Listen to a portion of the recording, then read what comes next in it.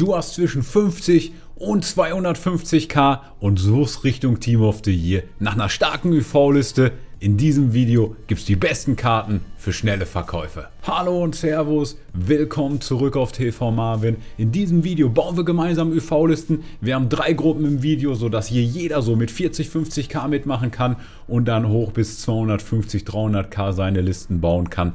Und wir fangen an mit der ersten günstigen Kategorie. Wenn du mehr Budget hast, kaufst du hier ein paar Karten und später mehr. Wenn du weniger Budget hast, ist das hier dein Fokus. Mit den Icon Swaps haben wir natürlich wieder die Möglichkeit, richtig gute UV-Listen zu bauen, denn es gibt wieder verschiedenste Ziele, die man kombinieren kann. Zum Beispiel Silberspieler und EFL kann man zum Beispiel einfach so direkt kombinieren, dass man dann nicht 12, sondern nur 6 Spiele braucht. Nebenbei kann man noch die Meilensteine erfüllen.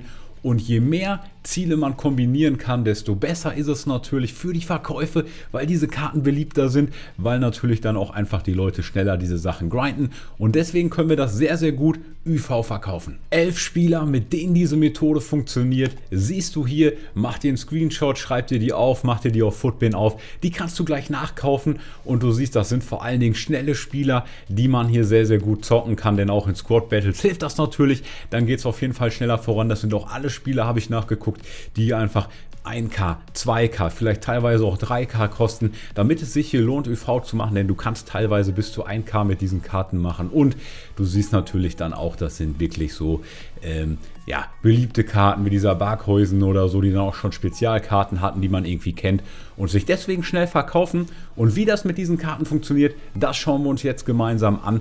Und zwar als erstes geht es natürlich auf den Einkauf und da hast du immer 2 Optionen. Als erstes gucke ich, für wie viel geht diese Karte gerade weg. Bei Barkhäusen sind das so 2500 ungefähr, 2300 und erste Option ist für diesen Preis, für den er sofort weggeht, das Basis-Item, eine Karte zu kaufen mit Chemistry Style.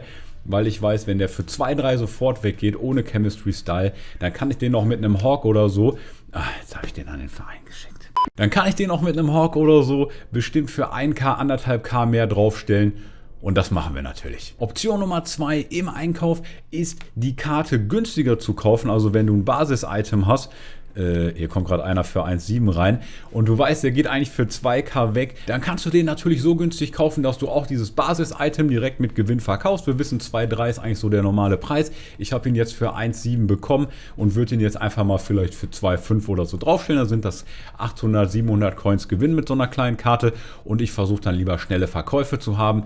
Von diesen 11 Karten hier, nimm auf jeden Fall jede Karte eher so 1-, 2 Mal. Denn erstens, ich glaube nicht, dass du zum Beispiel so wie wir gerade den Barkhäusen mit Hawk die Chemistry Styles immer so günstig bekommst. Und auch zweitens glaube ich nicht, dass du das Basis-Item immer günstiger bekommst. Denn noch besser als ganz, ganz viel UV drauf zu packen, ist günstiger einzukaufen. Je schneller die Verkäufe, desto besser. Solche Headliner-Tradings hier, aber auch Investments für kleineres Budget, wie zum Beispiel die Informs, die wir gekauft haben. All das sind nochmal Trading zusätzlich zu YouTube in meinem Patreon-Discord. Erster Link in der Videobeschreibung. Kommst du auf meinen Discord, bekommst diese Trading-Tipps zum Nachkaufen und machst noch mehr Coins, um zum Team of the Year richtig loszulegen. Bei den kleinen Ligen funktioniert es auch sehr, sehr gut. UV mit den Spezialkarten, die nicht zu ziehen sind. Also zum Beispiel Rule Breakers Barkhäusen, der ist ja nicht in den Packs, der ist nicht zu ziehen.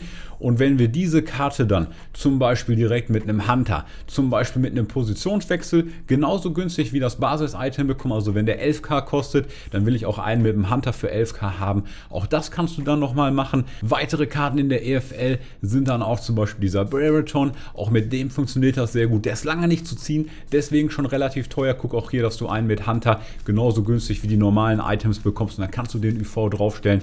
Und dann natürlich auch noch der Winter Wildcard Graham. Eigentlich eine super Karte. Auch für die Squad Battles, mein Gott, gönn dir die Karte, umso schneller bist du fertig, wenn du das grindest. Danach verkaufst du ihn wieder oder nutzt ihn hier halt für die UV-Liste. Teil 2 der UV-Liste. Wenn du mehr Budget hast, kaufst du jetzt auch von diesen Karten mehr. Und da sind wir bei den Icon-Tausch, so wie Premier League, Bundesliga, Ligue 1. Denn auch mit denen können wir sehr, sehr gut UV betreiben. Neben den Erstbesitzern nimmt man natürlich dann Cheap Beast, die man einfach noch ergänzt, damit man das Team voll kriegt. Und zum Beispiel Maxim Lacroix direkt mit einem Chemistry Style, mit einem Shadow, das wird schwierig, aber zum Beispiel mit einem Anchor, auch mit einem Anchor ist er mehr wert, sodass ich ihn teurer verkaufen kann. Ich sehe, okay, der ist hier so bei 1,4, vielleicht kriegen wir einen auch erboten. Gebote sind auch immer mega gut, da laufen immer so viele durch. Und dann können wir ihn auch wieder teurer draufstellen und ich würde mal sagen, so ein paar hundert Coins im Einkauf sparen, ein paar hundert Coins obendrauf, auch dann kann man hier wieder Coins rausholen. Weitere nützliche Karten sind hier zum Beispiel Mbabu, auch ihn vielleicht direkt mit einem Enka oder Shadow, Upamecano, all diese Verteidiger, Klostermann oder so, Davis, auch die. Sané und Sabitzer sind teilweise natürlich auch SBC-Karten, das heißt hier unbedingt nur mit Chemistry-Style und oder Positionswechsel einkaufen. Ich sag mal, wenn du jetzt einen Sabitzer auf Stürmer oder so umgeformt, genauso günstig wie das Basis-Item bekommst, kannst du den auch locker für 20-30% mehr verkaufen und so deine Coins machen.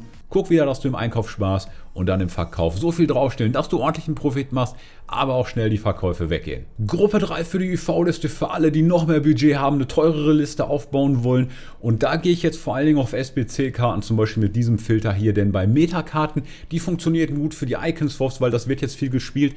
Aber da das Team of the Year kommt, würde ich jetzt nicht sehr, sehr teure Meta-Karten oder so, die durchs Team of the Year halt sinken können, kaufen. Aber durch die Mit-Icon-SBC, wir bekommen jetzt sehr, sehr viele gute SBCs, auch in den Spieler-SBCs wie Torres braucht man jetzt auf einmal ein 88er-Team, sodass auch higher-rated Karten interessant werden. Und ich habe zum Beispiel hier geguckt, bei Chelsea, da finde ich gut einmal den Aspi und einmal den James. Und diese beiden Karten, die kommen als rechte Außenverteidiger, sind die in den Packs gewesen. Und wenn du die direkt als Rechtsverteidiger günstig einkaufen kannst, den Aspi direkt als Rechtsverteidiger für SBCs, den James für SBCs mit Shadow als Rechtsverteidiger, natürlich auch UV geeignet. Für spielbare Karten ist so eine günstige Karte, bei der ich jetzt nicht so viel Angst habe, dass sie noch 100k oder so verliert. So teuer ist die gar nicht zum Team of the Year. Und das sind auf jeden Fall auch Karten, mit denen das gut klappt. Generell sind es jetzt dann bei den spielbaren Karten, so wie gerade mit James mit einem Shadow, eher die günstigen Karten, die ich nutzen würde. Rule Breakers Onyeka, der kostet so 50k, direkt mit Shadow einkaufen und dann gucke ich, dass ich den günstigsten Preis, für den er mit Shadow bekommt, umgeformt habe. Also zum Beispiel auf Stürmer. Zum Beispiel gehst du rein, guckst, was ist der Preis, 51k, da steht Onyeka gerade mit Shadow wohlgemerkt, ich würde nur mit Chemistry Style. Dann kannst du natürlich versuchen, wieder günstiger zu erbieten, zu ersnipen und ich würde halt gucken, nach diesen Karten, schau mal, hier ist nur ein einziger auf beiden Seiten, die es gibt, ist nur ein einziger als Stürmer. Das heißt, der ist natürlich wertvoller als die anderen, wenn den jetzt jemand als Stürmer in seinem Team braucht. Das heißt, den könntest du kaufen und dann auch wieder draufstellen und guck, dass du hier so 3, 4, 5k vielleicht Gewinn machst, aber auch hier eher auf schnelle Verkäufe gehen, statt die Karten lange zu halten. Weitere Karte ist Rafinha. Rafinha würde ich auf jeden Fall mit einem Hunter nur einkaufen. Ist vielleicht nicht der beste Chemistry-Style für ihn, aber ist halt der teuerste und dann kannst du hier natürlich auch schauen, vielleicht bekommst du einen umgeformt auf rechten Stürmer oder so. Auch das wird dir dann nochmal helfen, diese Karte teurer zu verkaufen, denn jeder Positionswechsel, jeder Chemistry-Style macht diese Karte wertvoller. Du hast ein bisschen mehr Budget und möchtest jetzt mit Icon-Flipping anfangen, dann check hier den Icon-Trading Guide, das Tutorial, um kontinuierlich richtig viele Coins zu machen aus. Komm auf meinen Patreon-Discord, abonniere auf jeden Fall den Kanal für noch mehr Trading und Taktiktipps und dann sehen wir uns im nächsten Video. Ich bin raus, der Marvin. Servus. Ciao, ciao.